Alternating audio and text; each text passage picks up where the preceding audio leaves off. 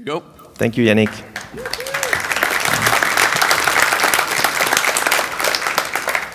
So, hi everyone. My name is Hugo. I'm a software engineer at MakerBot. I joined MakerBot in October last year, so it's really recent, and so far it's been a blast. I studied mechanical engineering in school, and this is where I learned about 3D printing and CNC machining, but at the time, these machines were very expensive, and we couldn't get our hands on them. Then I started a software career, and I slowly drifted away. And after about 10 years, I was making too many spacecraft simulators and not enough robots, so I decided to reboot my career. So it was about 6 years ago. I bought myself a Shoreline mill, which was a CNC 3-axis milling machine. So a milling machine is a machine that basically carves in 3D with a Dremel-like tool.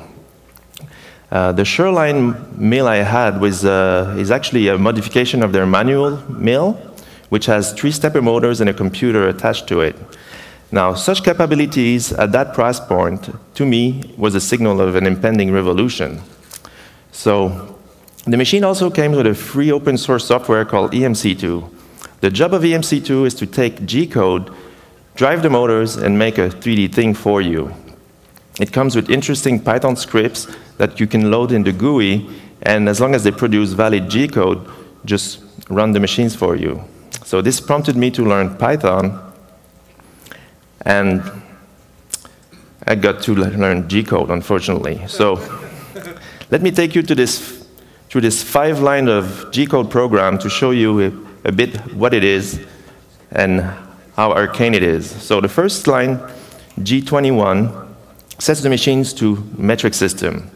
Oh, by the way, whatever is not a number and a letter are comments. The second line means a rapid movement to coordinates 3, 5, and 0. 0 is usually the top surface of your workpiece. The G1 command is a linear cut, and you have to give it a speed. And in this example, it will advance 60 millimeters in about 6 seconds. You have other commands like G2 and G3 to do circular arcs, and commands to control your spindle, put cutting fluid, tool changes, and different other things. However, G-code is very difficult to share. You can't really find it on the net because a G-code file will probably contain things that are specific to the machine that it was used with originally, the type of material you want to cut through, and a lot of these things makes it very difficult. Also, 3D modeling tools don't export G-code for the same reasons. There are tools called CAM, which are usually very expensive addition or plugins to very expensive CAD packages, and it's not worth spending $16,000 to run a $3,000 mill. So you're faced with creating your tools or write your own G-code. So I started playing around with Python. I created a few plugins for Inkscape to do engraving and did a few experiments with Blender. That was before the nice BPY interface, so I got a little confused. Then I started realizing that I was writing way too much code and I wasn't machining a lot. So I went back to the roots and decided to start a series of little machining projects during which I would use Python to just generate the relevant G-code for me. As time went on, I was accumulating interesting Python snippets and I was putting them into a library I called Hugomatic. So in this example, you see that one line of code creates about 20 lines of G-code to create a round rectangle. I added different things, little scripts to do gear machining, lathe turning, machine tool changes, and then I started to try to see if I could take these primitives and compose them into a bigger parametric project. I added a GUI and created simple programs to make machining shareable. So I knew that a lot of the users would probably not be very fluent in Python or programming language in general, so I tried to stick to the basics. First, declare global variables, then have a section in which you publish the important variables that to create your forms, read the console line arguments, or display a web form. And then once the parameters are loaded, these global variables would be updated, and then you could start using the different pockets and tools to create your own things. I did a live demo at Montreal Python. It was a big hit, and I got a lot of support and encouragement from my community. So I was able to make easily with Python, with just switching the imports, make a web front end without having to change any code of my scripts. And then I got a bit crazy, and I started to do code visualization and syntax highlighting, and then it became a JavaScript project. And again, I wasn't machining enough, I was programming too much. So in the meantime, a lot of things happened. The revolution actually started with 3D printing. So in 2010, I went to the Open Hardware Summit because I wanted to make kits for milling machine operators. I met with Brie Pettis at the breakfast, and he told me about 3D printing. So on the way back to Montreal, I decided to get my hands on a Thingomatic, and I got hooked instantly. I even started to buy 3D printers for my professional work. In 2011, I went back to the Open Hardware Summit, met Brie again, and he introduced me to Adam, the CTO of MakerBot, and that's how I started to work with MakerBot. So I wasn't doing any machining anymore, and then I got this interesting message from a guy named Edward Ford. It says, "Oh, I'm the creator of the Shape Oko. It's a $300 mill, and I like your programs." So, of course, I bought a Shape Oko, and the new Shape Oko is all metal-based, and it's very nice. I'm still in the process of assembling it, so I didn't bring it with me today. But it uses Thingomatic electronics, so it's powered by an Arduino Mega, and it's got 3-stepper controller on board. So, the 3D printing revolution. This is the latest 3D printer from MakerBot. It's called the Replicator, and they're selling like hotcakes. They're a lot of fun, and I will be showing them at the open spaces later today. 3D printing is a different kind of CNC. It's additive rather than being subtractive. So 3D printing is to milling what pottery is to sculpting. The workflow is simple. You go directly from your 3D model to your physical thing. You can make very complex shape that you could not even dream of, even with a 5-axis milling machine, like this 3D knot and various things. What I think is really exciting is also the possibility to actually create fully assembled mechanisms and just print them. Now, also, because you're always starting with plastic, you don't have to have tools or blocks of different shapes and size. It's very easy to share. Here's an example. My friend David built this thing, published it on Thingiverse. A couple of people liked it. Few people made derivatives, and it's a lot of fun. So let's try to walk through the toolpath generation for 3D printing with some Python examples. Well, it works as follows. First, you need a 3D model, usually an STL file.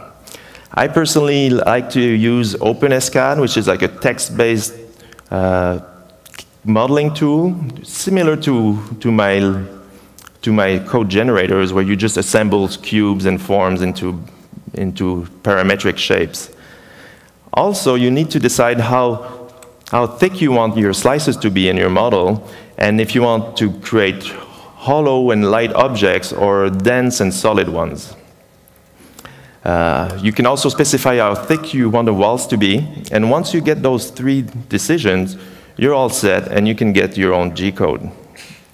So, STL files. So, the bunny on the right is entirely made from the triangles on the left. The STL file is super simple. It's 3 points and a normal. If it works for the bunny, it works for an hexagon, and it works for the 3D knot. So it's also very easy in Python to write simple programs to parse these things. On the upper left corner, you see that it's simple to just open a file and yield all the words from it. Then you can compose that into a larger generator that will just read those tokens and create triangles for you. The program on the right opens the bunny files, reads all the triangle, and it can read about 70,000 triangles in a second, which is very good performance. So, throwing triangles into a text file is not enough to get a 3D printable object. You need to have creatable models with walls with a certain thickness. You can have holes in your mesh, and all the normals to your triangles must point outside. What does a slice look like? This is actually, the image here shows a slice of the little 3D nut example here. And what you see are the shells, which are the contours of all the elements, which are made of successively insetting the outline polygons. The red grids are the infills, and they're usually a repeating pattern of a specified density. Sometimes you need a bit more. There are also some detachable structures, like the raft that you see on the right, which is kind of this mat on which you can create your objects and makes it easier to grow from the first few slices. And then there's also support, because when you're printing something like the cat on the left, sometimes you're starting slices in midair. So, let's get into cutting the triangles to get our outlines. Triangles are easy to cut along Z. You can only get 4 types of results. Nothing if you're trying to cut above or under them. 1 point if you're just catching a vertex. 2 points when you're cutting along 2 edges of the triangle. And if you get 3 points, that means your triangle is fully in your plane of cut and it's not contributing to your outline, so you can safely ignore it. So once you know your edges that need to be cut, it's easy also to see where they intersect with the plane of cut. By using a parametric equation of your line, you see here that if so if you want to know if your plane defined by point V0 and a normal n intersects your line between point P0 and P1, you can easily get the equation for the parameter S. And in the case of cutting along the Z plane, it boils down to 4 lines of Python in the lower right corner. Also, segments are important, but they're also oriented, because what you want is all your outlines to be running in a clockwise circle, and all the holes in your models to be counterclockwise, like in this example here of the hexagon. So this is where you use the normal of your triangle, and you just do a cross product with the Z direction to get your direction. And if you cross product again your cutting direction with Z, you get the inset direction, which tells you when you're trying to build your inset in which direction the inside is. So let's put all this together. What you see here, the program this time is on the left side, and it uses the facet generator that we saw earlier to read the hexagon file, and it's looking for all the triangles that intersect at Z equal 1. I'm using a special trick here that splits a triangle into 2 triangles. So if you look at the picture on the right, you can see that this black triangle is actually made of these 2 upper part and lower part. And that's kind of an optimization, because you're going to be cutting your triangle many times, and you don't want to be doing all this management every time. Once you get the edges that cut your triangle, you just use the intersection equation we saw earlier, and then you can write that in a text file. I'm using OpenSCAD in this way, and the result is this. So now this is not much, but already you have, from any 3D object, you can have the whole contour and inside, and if you just send that as G-code to an extruder, you're able to build 3D models. So it doesn't require that much mathematics yet. Once you have your outline, you're interested in knowing, well, what's inside and what's outside, because you want to be doing the infill. So one of the trick here is to cast a ray across your object and watch for all the places where it intersects with your outline. You sort them in order, and then knowing that you start at point 0, which is outside, you know that between 1 and 2 is inside the object, between 2 and 3 is outside the object, between 3 and 4 is inside the object, and so on. So you're going to be doing a lot of these segment-to-segment intersection. And this is how segment intersection works in Python. And it's actually very close to the C code, and that's why you see these semicolons, because I'm actually using both versions simultaneously. So same deal here. You have 2 lines that are parametric, and now you're trying to find the point P that intersects, and once you calculate the S and T for these 2 lines, you know that your intersection is within your 2 segments if T and S are both between 0 and 1. So you repeat for each slice, and you get your 3D model. So I'm going to pause here to say a little bit about parallelism. The problem of slicing an object and making a 3D object out of it is very parallel. I mean, each slice can almost be completely calculated independently. And of course, when you're insetting polygons, this is kind of a linear process. However, because of the amount of slices and everything, you want to be taking advantages of the modern computer that you have. So, how do you deal with parallelism in Python? There are Python threads, but they don't really have a good reputation. You can use multiprocessing, which spawns a lot of processes and uses message passing, or you can use this massively parallel tricks of OpenCL and run it on the GPU. So, how does it work? How can you do the same kind of computation on the GPU? Well, this program here is actually the same segment-to-segment intersection, except it's written in OpenCL, which is very close to C. There are only 2 lines different than the previous Python version I showed you. The the kernel method below takes in a large buffer of these points to intersect, finds out which of the thousands of threads there is available on the GPU, and just calls your method for that one. Now, calling this is a bit more involved than just calling it on the Python. In the upper right corner, this is what you'd have to do given those sets of lines in Python. You just loop around, call your intersection, and get the results. Now, on the left side, it's the OpenCL version. So you need to grab a platform. Then inside your platform, you may have up to several devices, which could be either GPUs or even CPUs. And once you grab the devices you want, you need to send them all the memory information, trigger the execution, compile your program, and then get all the results back to your CPU.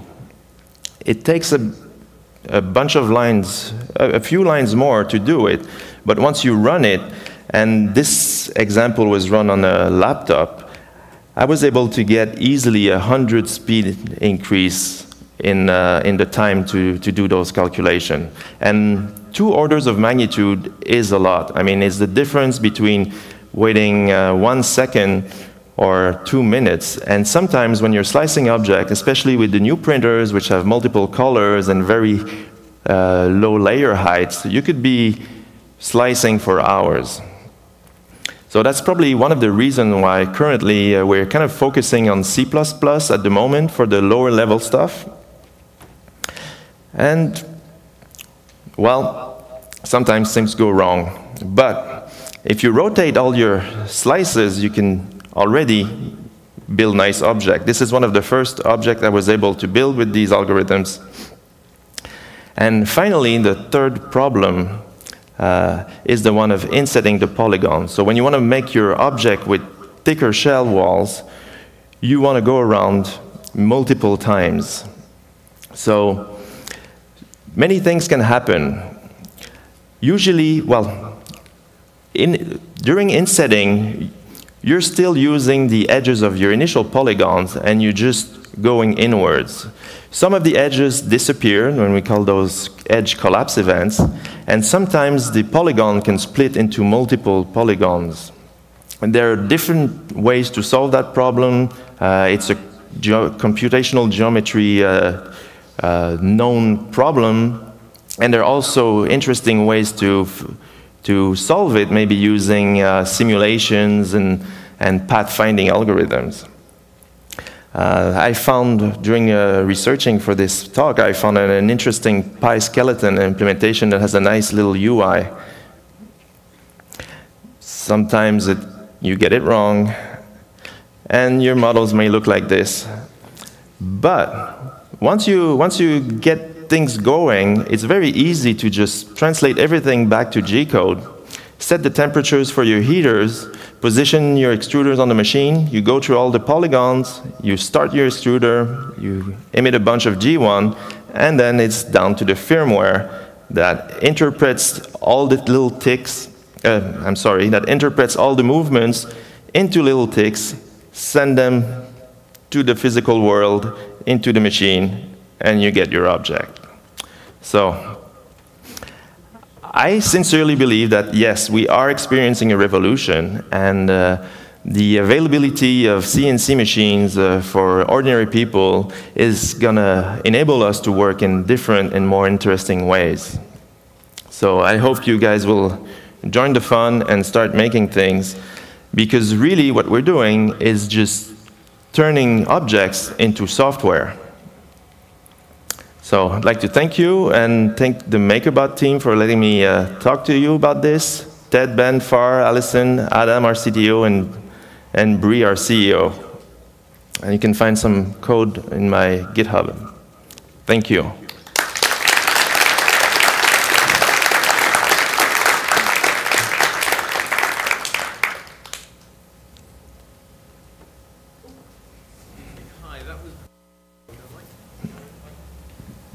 Hi, that was a very interesting talk. It's great to see Python being used in areas that 10 years ago we probably wouldn't have imagined them there. I just wondered, are you actually working in Python 2 or in Python 3? And if you're working in Python 2, have you made any estimate of what it's going to take to move to Python 3? Okay, well, actually I'm working mostly in C++ right now because of these problems with parallelism. However, all the scripts that I showed during this talk are all Python 3, except the PyOpenCL one, which I couldn't get to work in time. Okay, that's very encouraging. Thanks a lot. Maybe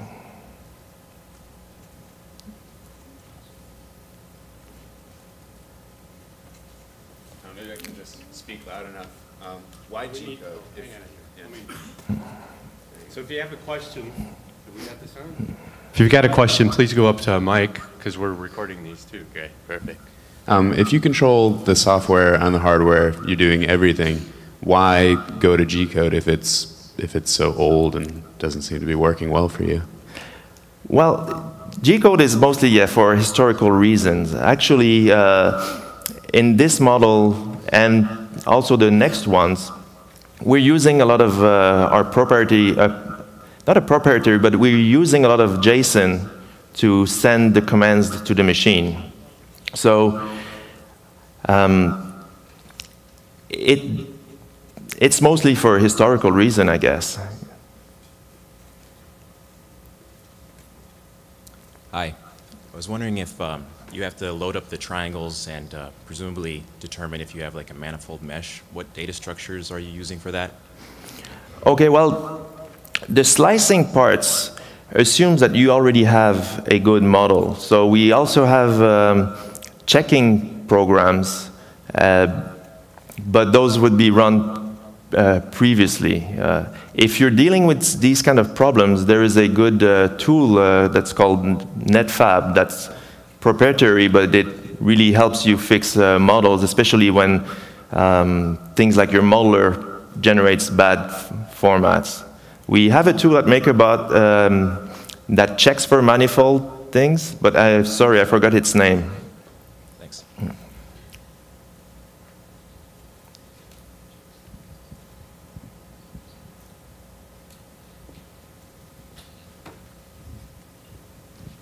Hi. Hi. I saw at the beginning of the slides you said this machine was additive rather than subtractive. So what does that mean? What's the process of that machine? Is it pushing some melted thing, and how does it work? Oh, sure. Well, the feedstock is just a filament of plastic that's in a spool behind the machine, right here. And this gets fed into the extruder head right here. And there's a motor here that pushes it through a very small hole, which is heated to 220 degrees. And this is how the molten plastic is extruded. Now, the bed is also heated to about 100 degrees to make sure the first layers stick well to the platform. Okay. Thank you. Thank you.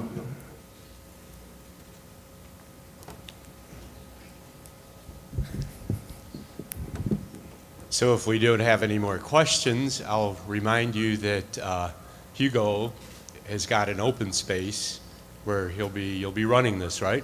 Yes, I think it's right now, actually. Yes, and the open space for you to ask further questions and see this in action is at 12 o'clock, I think. So it'll be very shortly after the talk here. One more question.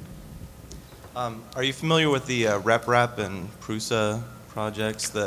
It's the MakerBot to build other. Yes, of course. I mean, MakerBot as a company is part of the RepRap project. I mean, it all started with RepRap a few years ago, and even to this day, this machine holds most of its internal structure and to the RepRap project. Also, the current slicing engine that is shipped with MakerBot is called SkyEnforge, and that's also written in Python, and it is part of the RepRap project. Okay, and then the other question I have, and I know this is kind of not really constructive from a marketing standpoint, but does MakerBot have any plans to implement the same sort of mentality that's behind RepRap, where the ultimate goal is to have a printing robot that can print all of the parts to make another printing robot? Is there any sort of moves in that direction at all? I don't know. I mean, they don't really ask me those kind of questions. I think I think the idea of a self-replicating robot is interesting, but the business of MakerBot is to make open hardware that make things well. And I think part of the success of the initial MakerBot was that the first laser-cut 3D printers were more easy to procure and probably a bit sturdier than the printed one. I think it's important to have a lot of open hardware companies because I think companies like that are somewhat iconoclasts, and they're changing the way we're doing things. They're not competitive in the same sense, and that's it. Thank you. Hi. Hi. I was wondering, I read, I don't know if you covered this at the beginning of the talk, I was getting coffee, but there was a woman who had a 3D printed jaw inserted. Are you aware of that? Would MakerBot talk to those people at all, or do you have any thoughts on medical implants? And Well, we didn't have anything to do with this. The story was picked up in our company, and we talked a lot about it. I myself, before joining MakerBot, I was printing dental parts directly in titanium. Because 3D printing, this is just one implementation of it, which is called FDM, which means fused deposition modeling, where we're melting plastic. But there are other types of machines, some of which make metal parts directly from powder with lasers. And I think it is one of the areas, I mean, bones and things are things that are not available to mass production, so 3D printing is definitely going to make a lot of inroad in there. Thank you.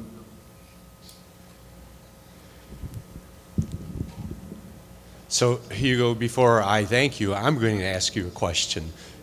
Is there anything for 3D input to help you with modeling? For example, the rabbit. What do you do for scanning and getting things going?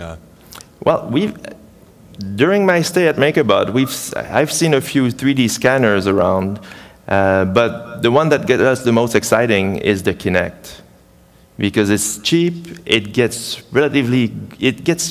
very good images, and of course, 3D scanning is kind of the other half of the problem of 3D printing. 3D scanners are very expensive, and they're still hard to find.